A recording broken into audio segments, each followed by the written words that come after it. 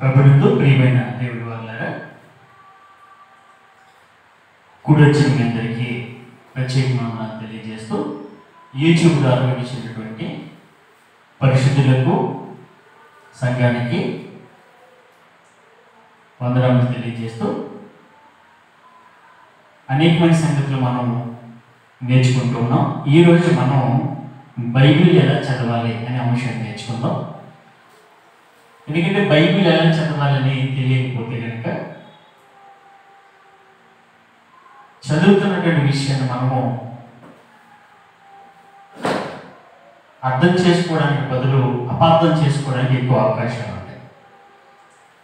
అందుకే చదివే విధానము ఎలా చదవాలి అనేది సువార్థికులు నేర్పించాలి, సంఘం నేర్చుకోవాలి. నేర్చుకున్న దాని ప్రకారంగా మనము చదవలసినట్టు రాస్తుంది.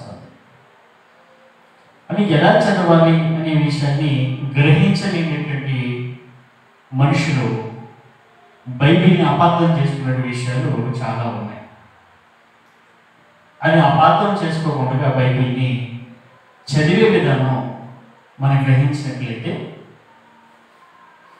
బైబిల్ మనల్ని భూమి మీద నుండి పరలోకం వరకు తీసుకెళ్లే అవకాశం ఉన్నది.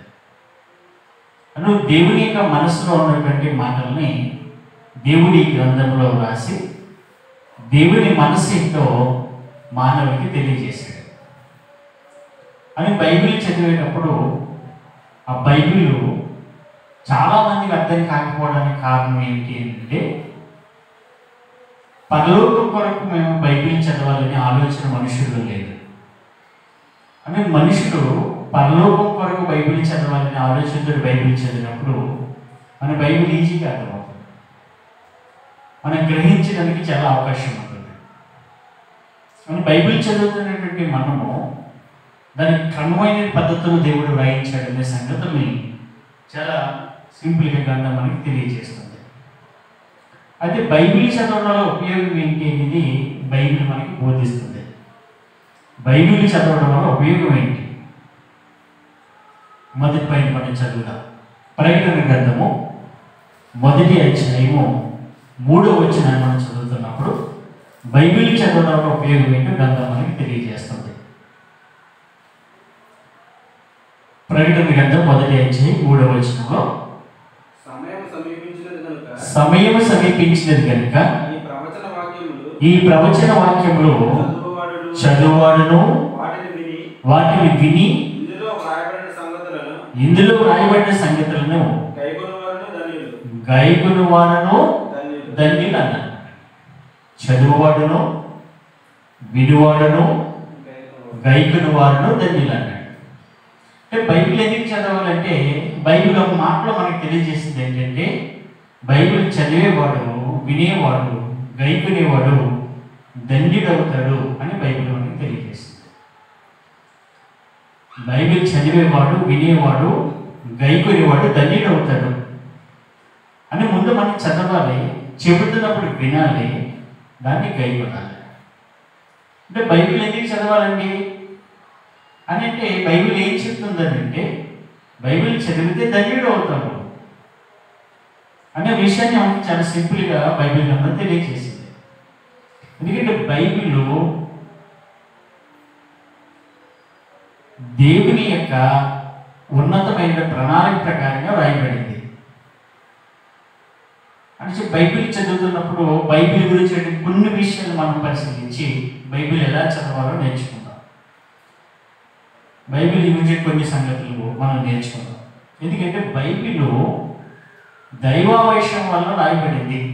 మొదటి విషయం తిమోతికి రాసిన 2వ పత్రిక మనం చదువుతున్నప్పుడు తిమోతికి రాసిన 2వ పత్రిక 3వ అధ్యాయము 16వ వచనం చదువుదాం. బైబిల్ దైవావేశం వల్ల కలిగినది అనేది గ్రంథం మనకి తెలియజేస్తుంది. ఎందుకంటే ఇవి మానవుడు ఊహను బట్టి మాట్లాడేది కాదు. బైబిల్ దేవుడు మానవుల్లో మనుషులలో పుట్టించినటువంటి ఆవేశం ఏవైతే ఉందో ఆ దైవావేశం వల్ల మాట్లాడేటువంటి మాటలే బైబిల్. చదువుతాం మనం రెండో పత్రిక 3వ అధ్యాయము 16వ వచనం తిమోతి. దైవజనుడు సన్నద్ధుడై ప్రతి సత్కార్యమునందు పూర్ణంగా సిద్ధపడి ఉన్నట్లు దైవావేశం వల్ల కలిగిన ప్రతి లేఖనమును చూడండి, దైవావేశం వల్ల కలిగిన ప్రతి లేఖనమును అన్నాడు. చూడండి, ప్రతి లేఖనము దైవావేశం వల్ల కలిగింది. ప్రతి లేఖనము దైవావేశం వల్ల కలిగింది అనేసి మనుషుల యొక్క ఊహను బట్టి పుట్టేవి కాదు లేఖనాలు. అంటే బైబిల్ చదివిన వాడు, బైబిల్ వినేవాడు, బైబిల్ గైకొనేవాడు ఎందుకు ధన్యుడు అవుతాడు అంటే, బైబిల్ చదువుతుంటే మనిషికి ఏమర్థమవుతుంది అని అంటే దేవుని మనసు ఏంటో అర్థమవుతుంది. అందుచి దైవావేశం వల్ల కలిగినటువంటి ప్రతి లేఖనము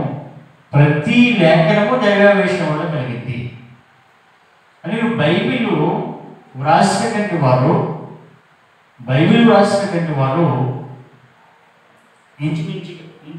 ఇంచుమించుగా బైబిల్ రాసినటువంటి వారు లేఖికులు. రాసినటువంటి వారిని గ్రంథం ఏం చెప్తుందంటే లేఖికులు అని చెప్తుంది. లేఖికులు 40 మంది రాశారు. బైబిల్ని 40 మంది రాశారు. 40 మంది రాశారు. వ్రాసినటువంటి వారిలో ఎవరెవరు ఉన్నారంటే ప్రవక్తలు ఉన్నారు. రెండోది సకల విద్య ప్రవీణులు ఉన్నారు. మూడోది పామర్లు ఉన్నారండి రాసిన వారు. కొన్ని విషయాలు మనం చూద్దాం. రాసిన వారిలో పామర్లు ఉన్నారు, ఇంకా శాస్త్రులు ఉన్నారు రాసిన వారిలో. ఇంకా కాపర్లు ఉన్నారు, పశువుల కాపర్లు ఉన్నారు.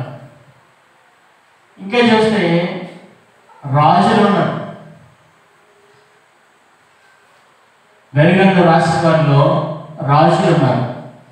దైవగ్రంథం రాసిన వారిలో వైద్యులు ఉన్నారు. వీళ్ళు మనం కొంతమందిని చూసుకుంటే ప్రవక్తలు అంటే ఇర్మియాలు అంటే ప్రవక్తలు ఉన్నారు చాలామంది. సకల విద్యా ప్రవీణులు అంటే మోషే, పౌలు. పామర్లు అంటే పేతురు, యోహాను మొదలైన వారు ఉన్నారు. శాస్త్రులు అంటే యజ్రా లాంటి శాస్త్రులు ఉన్నాడు. కాపర్లోనంటే ఆమోషు లాంటి పశువులు కాపర్లు ఉన్నారు. రాజులనంటే దావీదు, సొలొమోను, ఇంతటి గొప్ప రాజులు ఉన్నారు. వైద్యులు అని అంటే లోకాలాంటి వైద్యులు ఉన్నారు. అంటే ఈ గ్రంథం 40 మంది రాశారు. ఇంచుమించుగా వీళ్ళు రాసినటువంటి వీళ్ళు ఎన్ని సంవత్సరాలు రాస్తారంటే 1600 సంవత్సరాలు ఈ గ్రంథం రాయబడింది. 1600 సంవత్సరాలు రాశారు. 1600 సంవత్సరాలు ఈ గ్రంథం రాశారు. కొన్ని విషయాలు మాత్రం మనం పరిశీలన చేస్తాం. బైబిల్ ఎలా చదవాలి అనే దాన్ని మనం నేర్చుకునే ముందు బైబిల్ గురించి కొన్ని సంగతులు, బైబిల్ ఏం చెప్తుంది మనకి, బైబిల్ మనం పరిశీలించి నేర్చుకుంటే ఎలా చదవాలి అనే సంగతిని మనం నేర్చుకోవడానికి అవకాశం ఉంటుంది. అంటే బైబిల్ రాసిన వారిలో వారి యొక్క లిస్టు మనకు కనిపిస్తుంది. 1600 సంవత్సరాలు రాశారు. 1600 సంవత్సరాలు అయిపోయినటువంటి గ్రంథం ఇంచుమించుగా 1500 సంవత్సరాలు పాత నిబంధన అనేది రాయబడింది. 1500 సంవత్సరాలు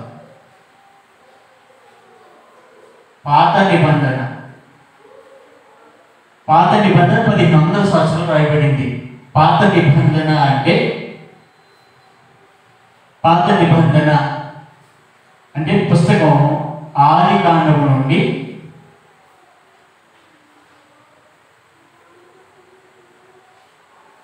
మలాకి గ్రంథం వరకు 1500 సంవత్సరాల కాలం రాయబడింది. ఇవి 39 పుస్తకాలు. 39 పుస్తకాలు 1500 సంవత్సరాలు రాయబడితే మత్తయి సువార్త నుండి ప్రకటన గ్రంథం వరకు, మత్తయి సువార్త నుండి ప్రకటన గ్రంథం వరకు 27 పుస్తకాలు 100 సంవత్సరాలు కాలంలో రాయబడింది. 100 సంవత్సరాల కాలంలో రాయబడింది. ఇది 1500 సంవత్సరాలు, ఇది ఒక 100 సంవత్సరాలు. 1600 సంవత్సరాలు బైబిల్ గ్రంథము రాయబడింది. ఎందుకని ఇది గొప్ప గ్రంథము అంటే దైవావేశం వల్ల కలిగినటువంటి ఈ మాటలు 1600 సంవత్సరాలు ఒక వ్యక్తి బ్రతికితాడా అని అంటే బ్రతకడు. 1600 సంవత్సరాల మనిషి బ్రతకడు. కానీ ఈ యొక్క 40 మంది కూడా ఈ 1600 సంవత్సరాల్లో ఆయా కాలాల్లో, ఆయా ప్రాంతాల్లో, ఆయా ప్రదేశాల్లో పుట్టినటువంటి మనుషులు వారి సొంత అభిప్రాయాలు రాయలేదు. కాబట్టి బైబిల్లో ఎక్కడ చదివినా కానీ బైబిల్ యొక్క ఉద్దేశం ఒక్కటే అయి ఉంది. ఎందుకని? అవి మనుషుల యొక్క ఊహను బట్టి రాసినవి కాదు, అది దైవావేశం వల్ల రాసినటువంటి మాటలు కాబట్టి, దేవుడు ఆదేశించినటువంటి మాటలు కాబట్టి, అది మనుషుల యొక్క ఆలోచన కాదు. కాబట్టి ఆదికాండం నుంచి ప్రకటన గ్రంథం వరకు చదివినప్పుడు మనం బైబిల్ని ఒకటే ఉద్దేశం కలిగి ఉంది, ఒకే ఉద్దేశం కలిగి ఉంది.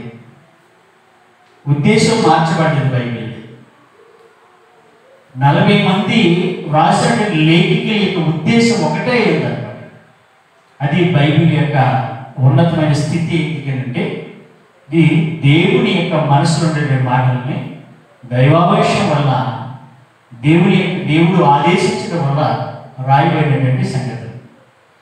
అనిపించి ఇక బైబిల్లో ఉండేటువంటి సంగతులు వైద్యులు రాసిన, రాజులు రాసిన, కాపర్లు రాసిన, శాస్త్రులు రాసిన, పామరులు రాసిన, సకల విద్య ప్రవీణులు రాసిన, ప్రవక్తలు రాసిన, ఇంతమంది రాసిన ఉద్దేశం ఏమవుతుందంటే మార్చబడలేదు. వీళ్ళందరూ ఒకే ప్రాంతం వారు కాదు, ఒకే సంవత్సరంలో ఉన్నవాళ్ళు కాదు.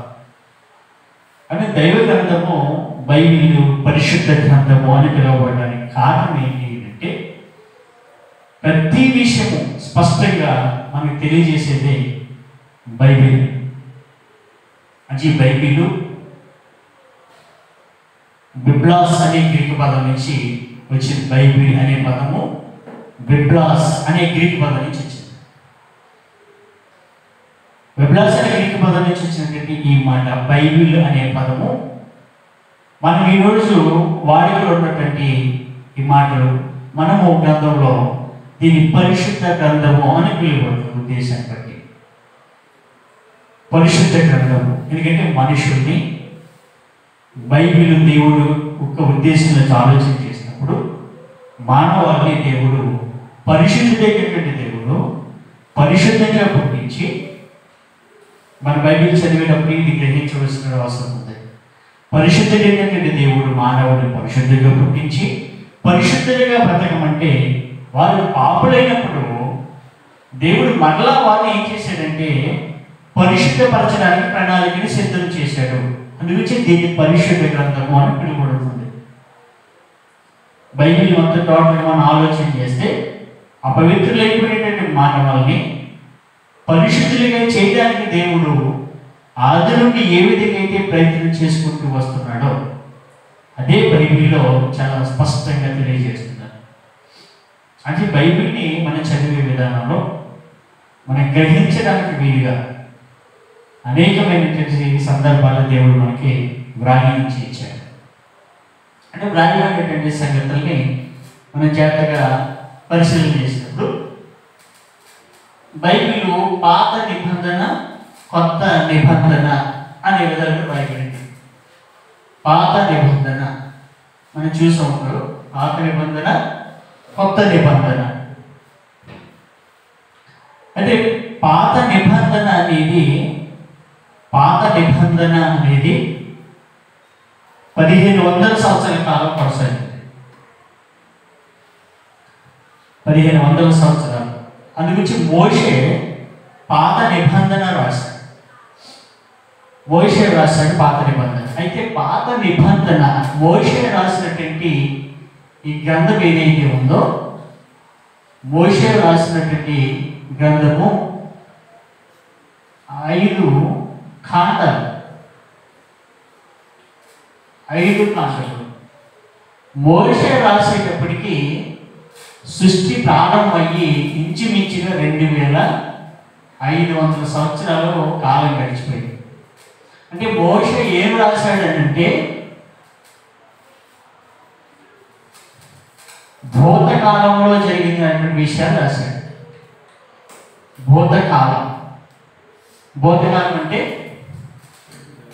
జరిగిపోయినటువంటి సంగతులు. జరిగిపోయిన సంగతులు ఎన్ని సంవత్సరాలు?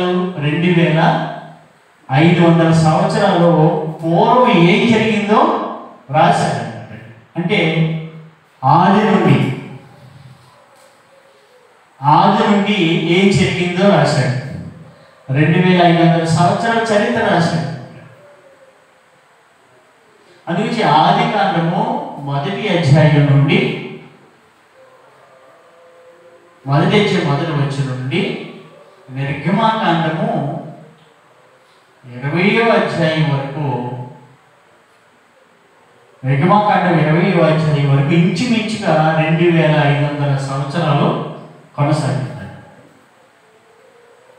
2500 సంవత్సరాలు. ఇంతకు ముందు జరిగినటువంటి ఈ స్టోరీ అంతా కూడా ఏం చేశాడంటే మోషే రాశాడు. భూతకాలంలో ఏం జరిగిందో రాశాడు. అక్కడ వర్తమాన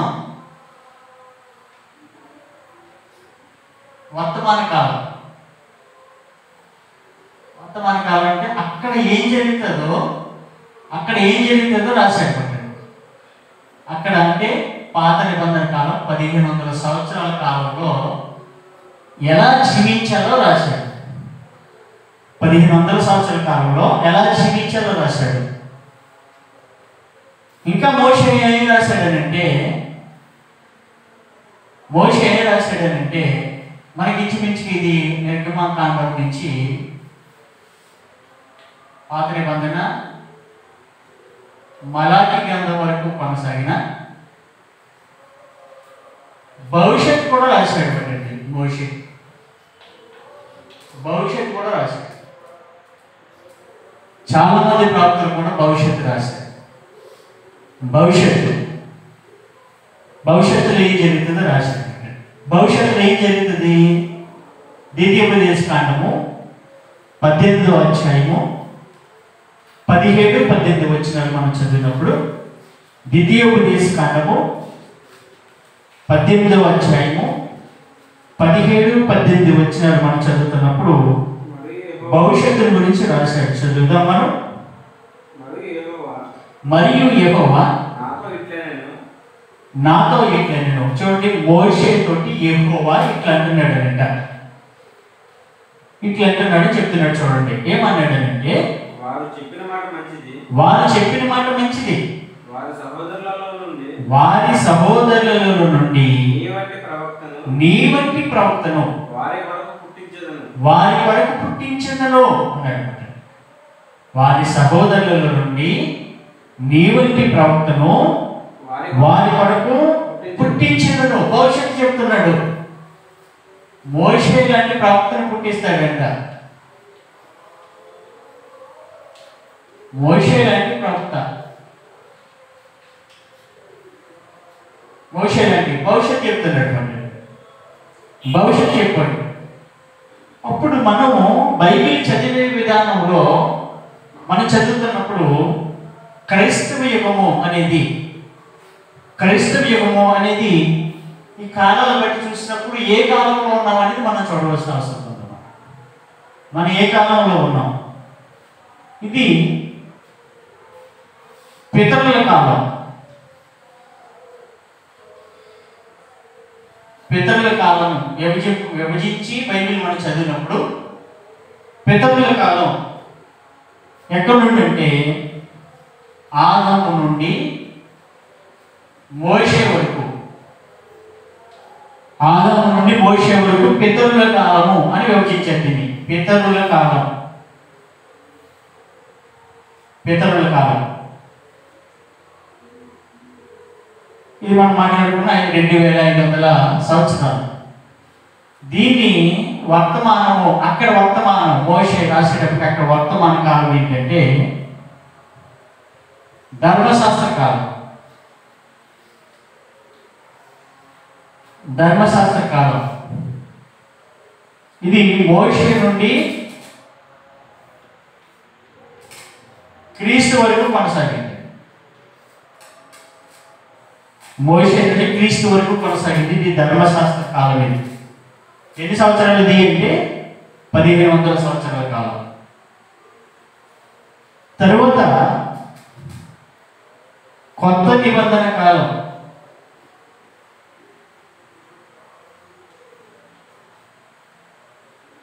దీన్ని అంచె దినములు అని కూడా అన్నారు. బైబిల్లో అంచె దినాలు అని అన్నారు. అంచె దినములు అని కూడా అన్నారు. ఈ కొత్త నిబంధన కాలము క్రీస్తు దగ్గర నుండి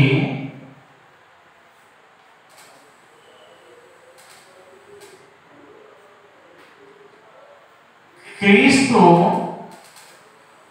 తండ్రికి రాజ్యాన్ని అప్పగించే వరకు,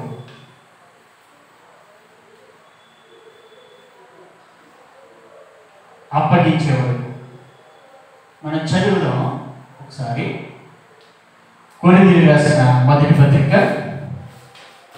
15వ అధ్యాయము. కొరింథీయులకు రాసిన మొదటి పత్రిక 15వ అధ్యాయము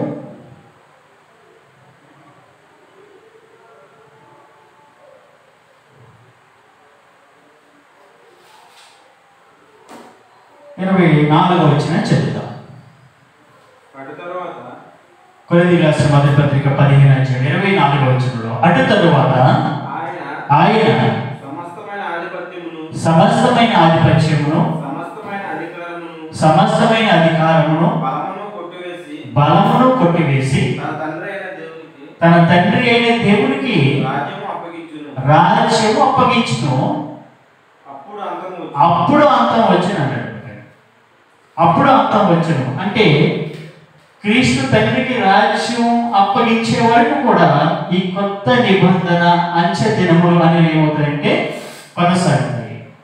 ఎందుకని అంచె దినాలు అన్నారంటే అంతం వచ్చేసిన తర్వాత ఈ కొత్త నిబంధన కాలము అయిపోతుంది, ముగిపడుతుంది, ఇంకా దినాలు ఉండవు. కాబట్టి వీటిని ఏం చెప్పాడనంటే అంచె దినములు అని చెప్పారు.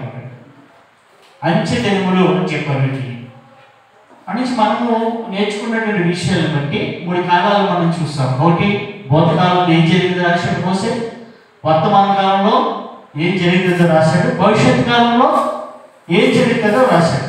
ఇప్పుడు మనం క్రైస్తవులు అనేటువంటి ఏ కాలానికి సంబంధించిన వాళ్ళు? కొత్త నిబంధన కాలానికి సంబంధించిన వాడు. అప్పుడు మనం బైబిల్ చదువుతున్నప్పుడు మనం ఎప్పుడు కూడా కొత్త నిబంధనలో నుంచి మాత్రమే పాఠాన్ని మొదలు పెట్టుకోవాలన్నమాట. మన బైబిల్ చదువుతున్నాం. అందుగురించి మనకి ఆది నుంచి రాసినటువంటి మోషే, ఆది నుండి రాసినటువంటి మోషే ఏదైతే రాశాడో ఇదిగో భవిష్యత్తులో జరగబోయే విషయాన్ని కూడా రాశాడు. అయితే మనము చదువుతున్నప్పుడు ఎఫెసీయులకు రాసిన పత్రిక మనం చదివితే క్రైస్తవులైన వారు దేవుడు ఎఫెసీయులకు రాసినటువంటి పత్రికలో దేవుడి సంకల్పాన్ని తెలియజేస్తూ ఆదికి ముందు అనాదిలో ఏమనుకున్నాడో దేవుడు రాశాడు. ఆదికి ముందే అనాదిలో దేవుడు ఏమనుకున్నాడో, అనాదిలో తనలో తాను ఏమి నిర్ణయించుకున్నాడో రాశాడు అనమాట దేవుడు. అనాది గురించి తెలియజేస్తున్నాడు. అనుంచి కొత్త నిబంధన వచ్చిన తర్వాత ఆది నుండి ఉన్నటువంటి కార్యక్రమాలే మనకు రాయబడినటువంటి సంగతులు కాకుండా కొత్త నిబంధనలో అపోస్తలుడు పౌలు చేత ఏం తెలియజేస్తున్నాడు అంటే అనాదిలో జరిగినటువంటి విషయాలు కూడా తెలియజేస్తున్నాడు.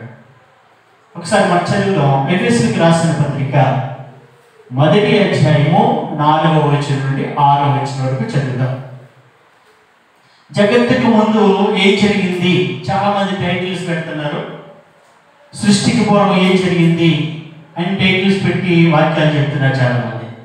సృష్టికి పూర్వం ఏం జరిగింది అని అంటే కథలు చెప్పే కార్యక్రమం జరుగుతుంది లోకంలో. సృష్టికి పూర్వం ఏం జరిగిందంట? సాతాను దేవునితో యుద్ధం చేశాడని, యుద్ధంలో ఓడిపోయాడని, అసలు బైబిల్లో లేని విషయాన్ని సృష్టికి పూర్వం ఏం జరిగింది అని కథలు చెప్తున్నారు చాలా మంది. సృష్టికి పూర్వం ఏం జరిగిందో అనేది బైబిల్ ఏం చెప్తుందో మనకు తెలియజేస్తుంది. సృష్టికి పూర్వం ఏం జరిగింది అంటే బైబిల్ మనం ఎలా చదివినప్పుడు బైబిల్ ఎలా చదవాలో మనం నేర్చుకునే విషయాలు. అందుకే మనము ఆది నుంచి ఆదిలో ఏం జరిగిందో మోషే రాసిన విషయం చదువు చూసాం. అక్కడ వర్తమాన కాలంలో అంటే ధర్మశాస్త్ర కాలంలో ఎలా జీవించాలో మోషే నుంచి క్రీస్తు వరకు దేవుడు రాయించిన విషయాలు చూసాం. అలాగే కొత్త నిబంధన కాలంలో క్రీస్తు గురించి మోషే ఏం చెప్పాడో చూసాం. అందుకే నా వంటి అంటే మోషే లాంటి ప్రవర్తన పుట్టిస్తానని నిలబడ్డాడు. పుట్టిస్తాను అన్నాడు. మోషే కూడా పుట్టాడు కదా, అలాగే యేసుక్రీస్తు కూడా పుట్టాడు అని పుట్టించాడు, పుట్టిస్తానన్నాడు అని తెలియజేశాడు. అందుకే మనము చదువుతున్నప్పుడు ఎఫెసీ పత్రికలో చదువుతున్నప్పుడు మనకి జగత్తు పునాది వేయబడక అంటే ఆదికి ముందు ఏమనుకున్నాడో దేవుడు తెలియజేస్తున్నాడు. చూడండి, చదువుదాం.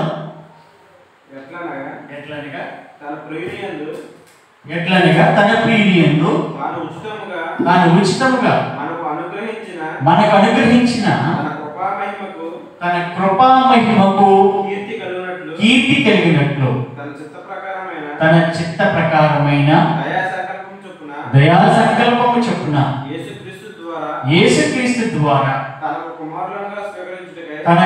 కుమారులుగా స్వీకరించుటకై మనలను ముందుగా తన కోసము నిర్ణయించుకుని మనము తన ఎదుట పరిశుద్ధులమును నిర్దోషులమును అయి ఉండవలెనని జగత్తి పునాది వేయబడక ముందే ప్రేమ చేత ఆయన క్రీస్తులో మనలను ఏర్పరచుకొని అన్నాడు.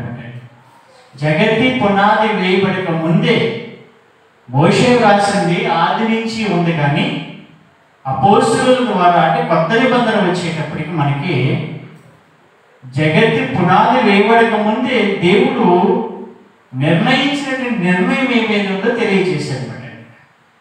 తాను నిర్ణయించుకున్నాడంట, తాను నిర్ణయించుకున్నాడు జగత్తు పునాది వేయబడక ముందే. అంటే ఆదికి ముందు ఉండేది ఏంటి? అనాది. అనాదిలో ఏం జరిగింది అనేది బైబిల్ చదువుతున్నాం. మనం బైబిల్ ఎలా చదివితే మనం బైబిల్ చదివే విధానం ఎలా చదివినప్పుడు బైబిల్ సంపూర్ణంగా మనకు అర్థమయ్యే అవకాశం ఉంటుంది. అంటే జగత్తుకు ముందే అనాదిలోనే దేవుడు ఏమి నిర్ణయించాడు, ఏమి నిర్ణయించుకున్నాడు అని అంటే క్రీస్తునందు. ఎందుకంటే జగత్తు పునాది వేయబడి ముందే క్రీస్తుని కూడా ఏం చేశాడు? నిర్ణయించుకున్నాడు. క్రీస్తులో మనల్ని కూడా పరిశుద్ధులుగాను నిర్దోషులుగాను చూడాలని నిర్ణయించుకున్నాడు, లేదా తీర్చిదిద్దాలని నిర్ణయించుకున్నాడు. జగతి పునాది వేయబడి ముందు నిర్ణయించుకున్న నిర్ణయము, ఆ నిర్ణయమును బట్టి దేవుడు ఏం చేశాడంటే ఆది నుంచి కూడా ఈ విషయాన్ని మోషే ద్వారా తెలియజేస్తూ వస్తున్నాడు. ఆది నుంచి కూడా ఈ విషయాన్ని తెలియజేస్తూ వస్తున్నాడు. అనేసి బైబిల్ మనం ఎలా చదవాలి అనే విషయాలు మనం నేర్చుకునే ముందు కొన్ని సంగతులు మనం పరిశీలన చేసాం. కొన్ని సంగతులు అనేసి బైబిల్ ఒకటి పితరుల యుగము, 2 ధర్మశాస్త్ర యుగము, 3 క్రైస్తవ యుగము, కొత్త నిబంధన యుగము అనేది మనం విభజించి చదివినప్పుడు మనకి సంగతులు అర్థమయ్యే అవకాశం ఉంది. అలా చదివి విధి విధానాల్లో అనిపించే ధర్మశాస్త్ర గ్రంథములో ఏదైతే దేవుడి ఉద్దేశాన్ని వ్రాశాడో ఆ ఉద్దేశ ప్రకారంగా చదవనప్పుడు సమాజం పాడైపోతుంది అనేది ధర్మశాస్త్ర యుగంలో ఉన్న కాలం వంటి ఒక్క ఉదాహరణ మనం తీసి చూద్దాం. 2వ దినవృత్తాంతాల గ్రంథము 34వ అధ్యాయము 18వ వచనం చదువుతున్నప్పుడు మనకి మోషే కాలంలో జరిగినటువంటి అంటే ధర్మశాస్త్ర కాలంలో నిర్గమకాండం నుంచి మలాకి గ్రంథం మధ్యలో జరిగినటువంటి ఒక చిన్న స్టోరీ ఏంటి అని అంటే, యోషియా అనే ఒక రాజు ఉన్నాడు, యూదులకు రాజు. యోషియా రాజు గొప్ప సంస్కరణకర్త. ఆయన అనేకమైనటువంటి సంస్కరణలు చేశాడు. యూదా జాతిని మహోన్నతమైన స్థితికి తీసుకుని వెళ్ళాలని, యూదులు ఉన్నతంగా తీర్చబడాలని ఆయన ఏం చేస్తూ వచ్చాడనంటే దేవాలయం మీద శ్రద్ధ ఉంచాడు. ఎందుకంటే దేవాలయంలో దేవునికి సంబంధించిన కార్యక్రమాలు జరుగుతూ ఉంటాయి. అనిపించి దేవాలయం మీద శ్రద్ధ ఉంచి ఇక యోషియా ఏం చేశాడు అంటే దేవాలయాన్ని బాగు చేయడానికి పూనుకున్నాడు. బాగు చేయడానికి పూనుకుంటే దేవాలయాన్ని బాగు చేయడానికి కొంతమంది మనుషుల్ని నియమించాడు. అంటే భక్తి కలిగిన వాడు రాజు, ధర్మశాస్త్రము కలిగిన వాడు. అంటే యోషియా కాలానికి వచ్చేటప్పటికీ వారు కలిగి ఉన్నటువంటి గ్రంథాన్ని ఎలాగ కలిపి చదివేశారో బైబిల్ మనకి చదువుతున్నప్పుడు మనకి అర్థమవుతుంది. ఆ ధర్మశాస్త్రంలో కూడా వీళ్ళు ప్రతులు రాస్తున్నప్పుడు లేఖికులు ఏ విధంగా అయితే ధర్మశాస్త్రాన్ని జిరాక్స్ అంటున్నాయి ఈరోజు మనం, ఆ రోజు ధర్మశాస్త్రం ఏం చేశారంటే ఒక గ్రంథం నుండి రాయడం మొదలుపెట్టారు. అదే గ్రంథం నుంచి వేరే గ్రంథం రాయడం మొదలుపెట్టారు. వాళ్ళు రాసుకుంటూ ఏం చేసుకున్నారంటే మానవుడు కల్పించిన పద్ధతిలో దాంట్లోకి ఎక్కించేసుకున్నారు. అసలు దేవుడు రాయించి ఇచ్చినటువంటి ధర్మశాస్త్రాన్ని పక్కన పెట్టేసుకున్నారు. అలాగే ఈనాడు కూడా జరుగుతుంది. ఈనాడు కూడా కొన్ని సంగతులు తర్జుమాల్లో కానీ లేదా దైవ లేఖనాల్ని కొన్ని మత శాఖల వారు వాళ్ళ చేతిలో ఉండడం వల్ల వాళ్ళకి ఇష్టానుసారంగా దైవుని ఇంకా ఉద్దేశం ఏమైతుందో ఆ ఉద్దేశాన్ని మార్చేయడం కానీ ఈ విధంగా లోకంలో జరుగుతూ ఉండడం వల్ల ఈరోజు ఇక మత శాఖలోకి వచ్చినటువంటి పరిస్థితులు, క్రిస్మస్ అనే పండుగలు కానీ దేవుడి లేఖనాల్లో ఉన్నటువంటి విషయాలు విడిచిపెట్టేసి ఈ యొక్క లెంటి డేస్, శ్రమ దినాలు అనేది క్రైస్తవుడైనందుకు వాడు ఎల్లప్పుడూ శ్రమపడవలసిన అవసరం ఉందనే విషయాన్ని మర్చిపోయి శ్రమదినం అనేది 40 రోజులు మాత్రమే కేటాయించుకున్నటువంటి పరిస్థితులు ఈరోజు మనకి లోపల ఉన్నటువంటి విషయాలు మనకు తెలియజేయబడుతుంది. మనం చూస్తున్నాం. అని క్రైస్తవుడైనప్పుడు ఎల్లప్పుడూ శ్రమపడవలసిన అవసరం ఉంది. వారి క్రైస్తవుడు ఎన్నెందుకు శ్రమ అనిపించాలన్నాడు. అది దైవ గ్రంథం మనకి తెలియజేస్తున్నటువంటి విషయం. బైబిల్ అలా చదవకపోతే అందుకే ఆనాటి కాలంలో చదివేటువంటి ఒక చిన్న ఉదాహరణ మనం చదువుదాం. యోషియా దేవాలయం బాగు చేయడం కొరకు పంపించాడంట. పంపిస్తే అక్కడ ఏం జరిగిందంటే 18వ వచనం నుంచి చదువుదాం. దినవృత్తాంతాల 2వ గ్రంథము 34వ అధ్యాయము 18వ వచనం నుంచి చదువుతున్నాం మనం. యాజకుడైన హిజ్కియా నాకు ఒక గ్రంథం ఇచ్చినని రాజు ఎదుట మనవి చేసుకుని శాస్త్రియకు షాఫాను రాజు సముఖమునకు దాని నుండి చదివి వినిపించెను. అతడు ధర్మశాస్త్రపు మాటలు చదివి వినిపింపగా రాజు విని తన వస్త్రములు చింపుకుని హిల్కియాకును షాఫాకును కుమారుడైన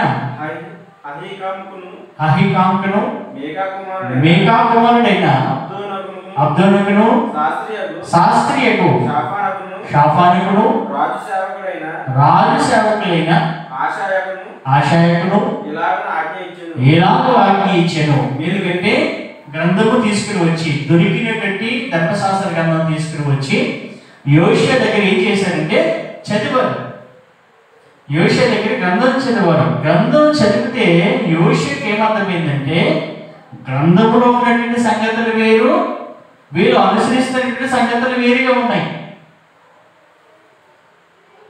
అందుకే దేవుడు రాసినటువంటి ఉద్దేశాన్ని మనం మర్చిపోతే కనుక, అసలు ఉద్దేశాన్ని గ్రంథాన్ని ఉద్దేశపూర్వకంగా ఏ ఉద్దేశంలో దేవుడు రాయించాడనే సంగతిని బట్టి మనం చదవకపోతే కనుక దైవగ్రంథం మనకు అర్థమయ్యే అవకాశం ఉండదు. అందుకని ఏం చెప్తున్నాడో చదువుతాం మనం.